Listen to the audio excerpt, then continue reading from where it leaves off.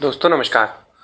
पिछले वीडियो में मैंने एक बनाया था वीडियो में कि आर्टिफिशियल इंसेमिनेशन या कृत्रिम गर्भाधान की जो डेटा एंट्री आप करते हैं उसमें आप अपने जनपद के अलावा जो भी अदर जनपद के अदर डिस्ट्रिक्ट्स के एनिमल्स हैं उन पर भी आप एआई की डेटा एंट्री कर सकते हैं।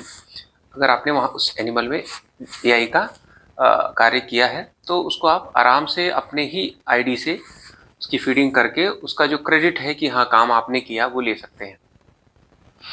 और दूसरा मैंने ये बताया था आपको कि जो डबल सीमेन एआई आप यूज़ करते हैं उसको 2 दिन लगातार आप एक ही एनिमल पर एंट्री कर सकते हैं। सिंगल डे में भी आप उसको 2 बार एंट्री कर सकते हैं, बट टाइम स्टैम्प आपको टाइम जो है चेंज करना पड़ेगा। मॉर्निंग या इवनिंग कर दीजिए उसको। ये बिल्कुल ही जायज़ है और इसमें कोई प्रॉब्लम नहीं है, क्योंकि बहुत बारी हमने देखा है कि फार्मर्स जो है डिमांड करता है कि डबल सीमेन वाला हमको एआई करके आप दीजिए, तो उसमें कोई प्रॉब्लम नहीं है। और इसके बारे में मैंने इसलिए एम्फेसाइज़ किया था क्योंकि जनरली होता ये है कि डबल एआई से जब काम होता है, एआई होता है, तो इसके बाद आप क्या करते हैं दूसरी सीमेन स्टॉक को कहीं और एडजस्ट करते हैं इधर-उधर, तो उससे हमारा डेटा जो है ख़राब होता है, जो कि ठीक नहीं है, क्योंकि वो जा कर के हमारे एनालिसिस को, आपके इंडिविजुअल परफॉर्मेंस को, उस सबको अफ़ेक्ट करता है। तो इसलिए आप एआई की जो कर रहे हैं, जिस एनिमल पे कर रहे हैं, उसी पे दोनों सीमेन की एंट्री कीजिए। आप मॉर्निंग इवनिंग में कर दीजिए या सुबह शाम में कर दीजिए, आज कल में कर दीजिए, आज की डेट में करिए, नेक्स्ट डे की डेट में कर दीजिए, आज ही की डेट में मॉर्निंग और इवनिंग कर लीजिए। तो जिससे क्या होगा कि आप एक ही एनिमल पर 2 बार एआई करेंगे, उससे कोई प्रॉब्लम नहीं होगी। एक्चुअल एआई 1 काउंट होगी, नंबर ऑफ एआई 2 काउंट हो जाएगी। तो आपका जो सीमेन यूटिलाइजेशन हो रहा है वो उसका डेटा भी रिकॉर्ड भी सही होगा, इससे कोई प्रॉब्लम नहीं आएगी।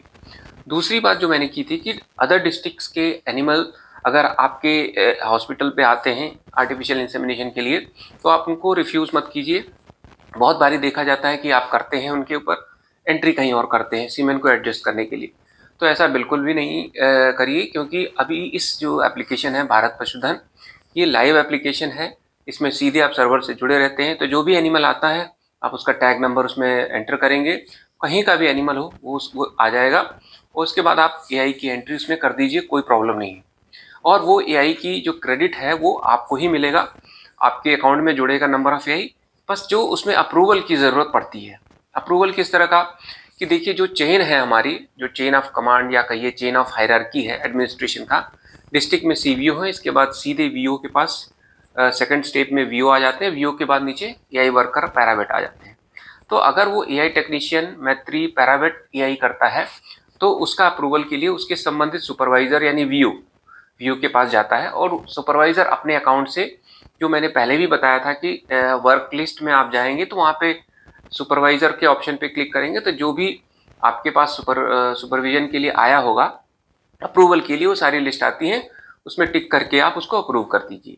अगर वीओ किसी अदर डिस्ट्रिक्ट के एनिमल को एआई करते हैं तो उनका अप्रूवल के लिए कहाँ जाएगा, वो सीवीओ के पास जाएगा, तो सीवीओ के अकाउंट से वो उसको अप्रूव कर देंगे। तो एक सिंपल प्रक्रिया है, इसमें कोई प्रॉब्लम नहीं है और ये बहुत अच्छी चीज़ है जो इस ऐप की है, जिसमें कि बहुत बारी क्या देखा गया है कि जो हमारे डिस्ट्रिक्ट के पेरीफेरी के बाहरी इलाके में जो हॉस्पिटल्स होते हैं बॉर्डर पे, तो उसमें 2-2 डिस्ट्रिक्ट या 3 कहीं-कहीं 3-3 डिस्ट्रिक्ट के लोग आते हैं। तो ट्रीटमेंट तो हम किसी को मना नहीं कर सकते क्योंकि पूरा यूपी गवर्नमेंट के लिए काम कर रहे हैं। तो और दूसरी बात ये भी है कि आपको फार्मर की सहूलियत भी देखनी है। अगर आपका हॉस्पिटल नज़दीक है तो ऑब्वियसली सी बात है कि वो आपके पास ही आएँगे। उनका एक्चुअल जो हॉस्पिटल है जिसके अंडर में वो आते हैं वो बहुत दूर है, जहाँ वो जा नहीं सकते हैं। तो हमें उनकी चीज़ों को भी देखना है, और अगर हमें एप्लीकेशन में ये जो सिस्टम है इसमें अगर ऑप्शंस मिल रहे हैं तो इसका हमें यूज़ करना चाहिए, इसमें कोई भी प्रॉब्लम नहीं है। पिछले वीडियो में कई लोगों ने किया था कि अप्रूवल के लिए जाता है, ये बिल्कुल सच बात है कि अप्रूवल के लिए तो जाएगा, क्योंकि ये out of the state district का ये मामला है। इवन हमें लगता है कि बॉर्डर के जो स्टेट्स के एनिमल्स होंगे वो भी आप कर पाएंगे। अगर गाजीपुर या किसी बॉर्डर वाले एरिया में, झांसी में कोई भारत पर एप्लीकेशन पे अगर कोई आई एंट्री कर रहे हैं यूपी के, हो सकता है एमपी के भी एनिमल आएंगे तो वो भी आप एंट्री कर सकते हैं, उसमें कोई बात नहीं है। लेकिन आपके जो सुपरवाइजर हैं उनकी सहमति या उनकी इन्फॉर्मेशन में होना चाहिए, जानकारी में, कि आप ऐसा कर रहे हैं।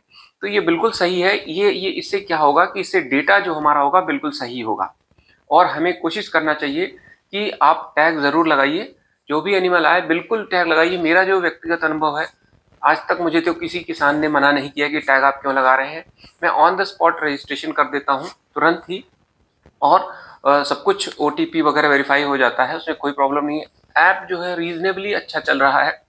ये आगे चल के इसके बहुत अच्छे परिणाम निकलेंगे, लेकिन उसके लिए क्या है कि हम लोगों का जिसको सपोर्ट करना बहुत ज़रूरी है।